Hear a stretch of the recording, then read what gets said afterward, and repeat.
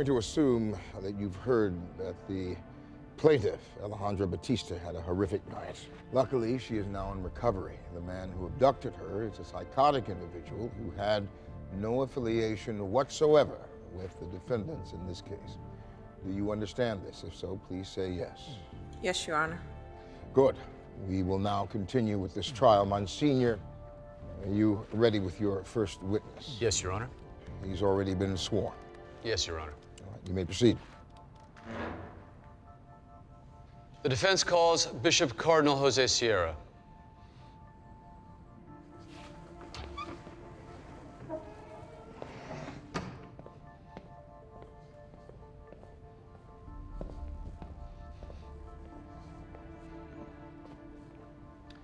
Bishop Sierra, why are unmarried women baptized in the Roman Catholic Church not qualified to become priests? It has been the teaching of the Roman Catholic Church since the time of Christ that all priests are male.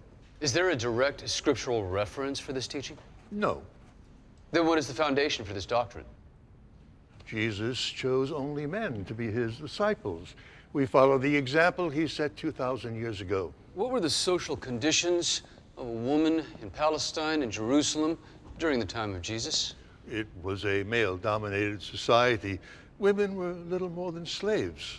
So he was following the social norms of the times, correct? No. Why not? The priest is the representative of Jesus on earth. Jesus was a man, therefore priests are men.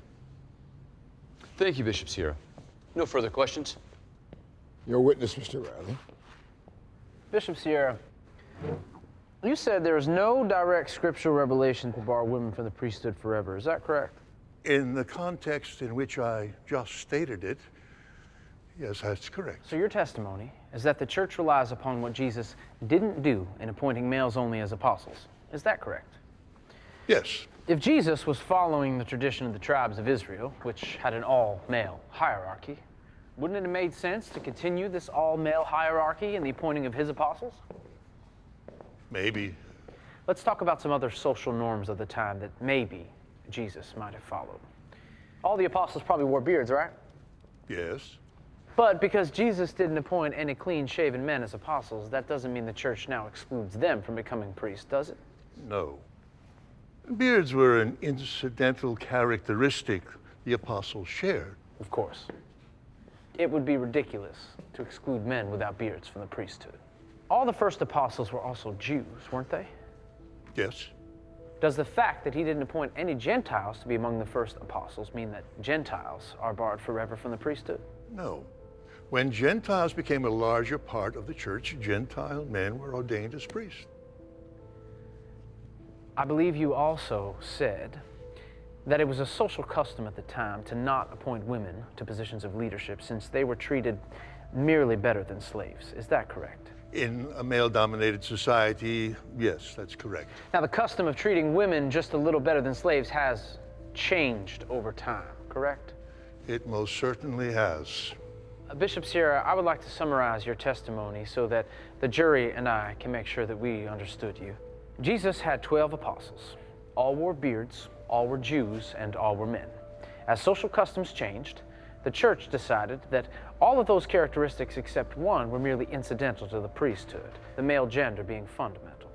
Why was the gender of the original apostles the only fundamental characteristic? Weren't they all a result of the social customs of the time in which Jesus lived? No.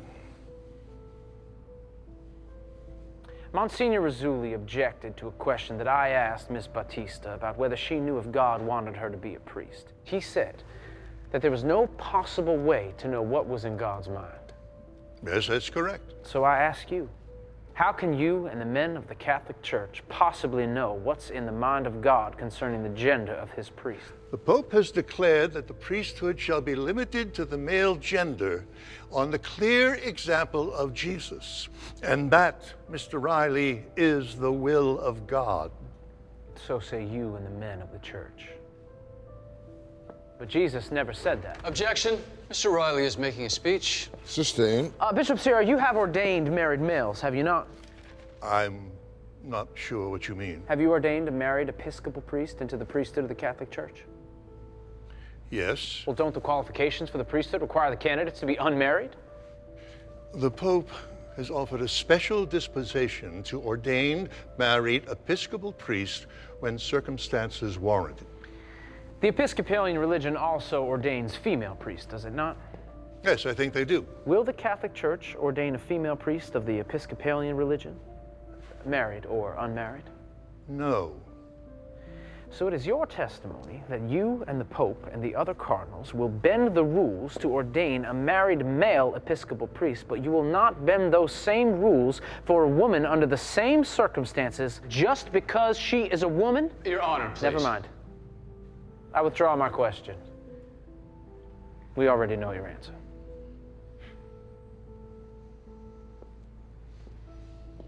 No further questions, Your Honor.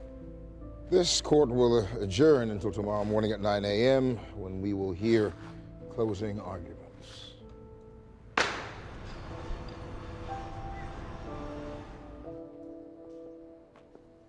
have God's mercy on my side.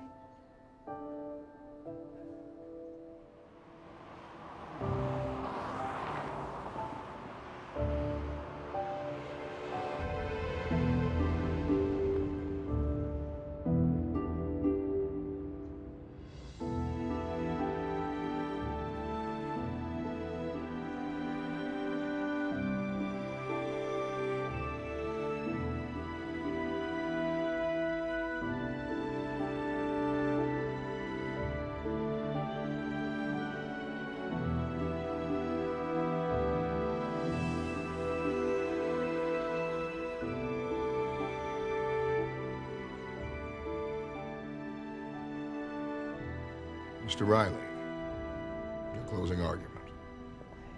It is with sadness and outrage for me that my client, Alejandra Batista, would be abducted, tortured, and persecuted simply because she had a call to do good in the world. But you, the members of the jury, have an opportunity to right those terrible wrongs and to pave way for something that is right and natural. You've heard testimony that church dogma is infallible.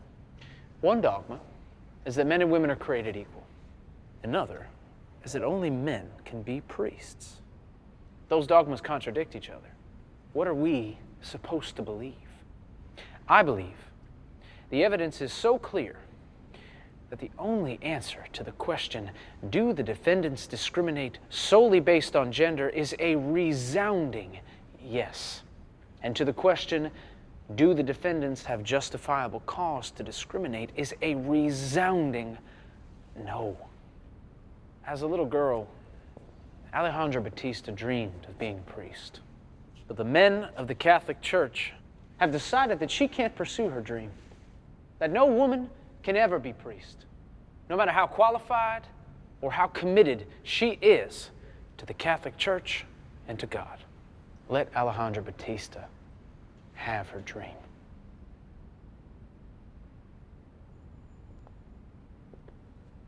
Monsignor Renzulli, you may address the jury.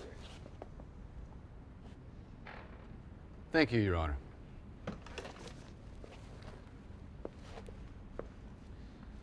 In order for you to find that my clients discriminate against women, you have to believe that the evidence shows that they act out of disrespect for women and they don't want them to be priests no matter what.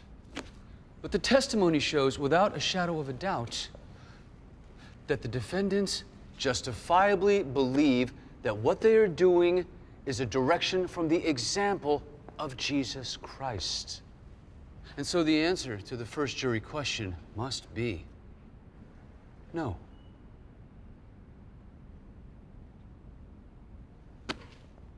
What was the will of Jesus? Catholic leaders have prayed about it. They've researched it, looked at it in every way possible, and they consistently answer it as Christ would have had them answer it.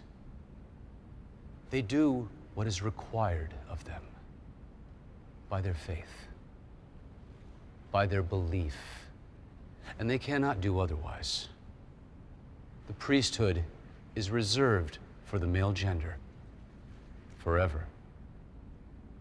Therefore, the only answer possible to the second jury question is yes. Thank you.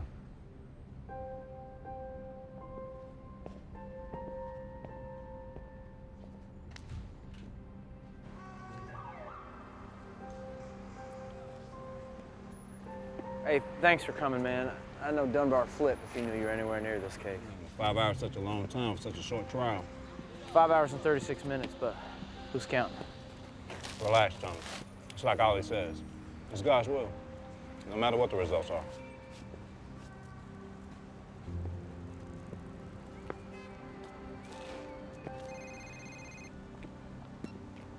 Yeah, thanks. You're back. Good luck, Tommy. Ladies and gentlemen of the jury, have you reached a unanimous verdict? We have, Your Honor. Concerning question number 1, do you find that the defendants discriminate against women solely because of their gender by excluding them from the seminary in order to study for the Catholic priesthood? Yes or no? Yes, Your Honor. They discriminate against women solely because of their gender. Concerning question number 2, do you find that the defendants have a justifiable basis to exclude women from the seminary in order to study for the Catholic priesthood solely because of their gender? Yes or no? No, Your Honor. They do not have a justifiable basis for discrimination. As the jury has found for the plaintiff on those 2 issues of fact, it is left to me to grant or deny a mandatory injunction that requires the seminary to accept Miss Batista. However,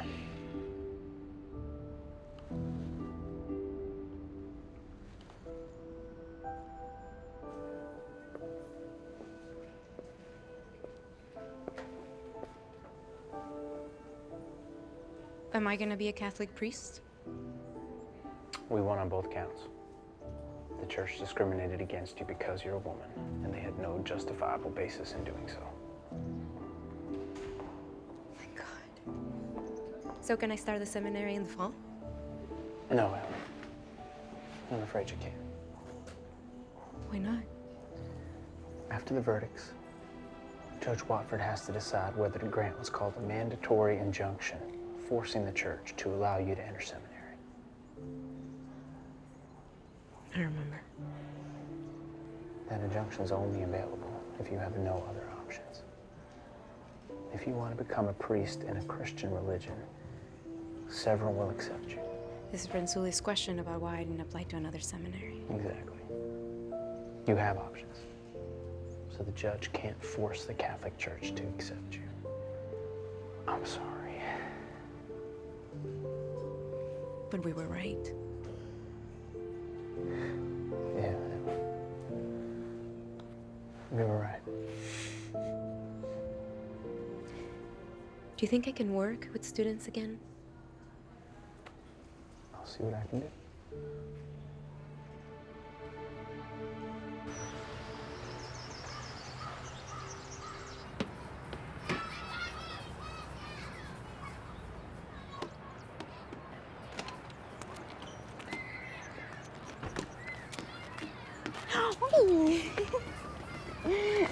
I missed you. I missed you. Look what I'm wearing. So happy. Yes. I'm gonna come play with you, okay?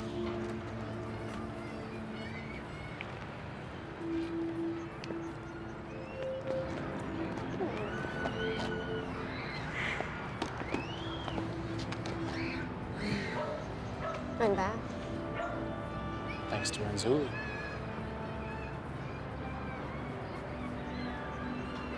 Has anything changed? No. But this allows us to fight another day.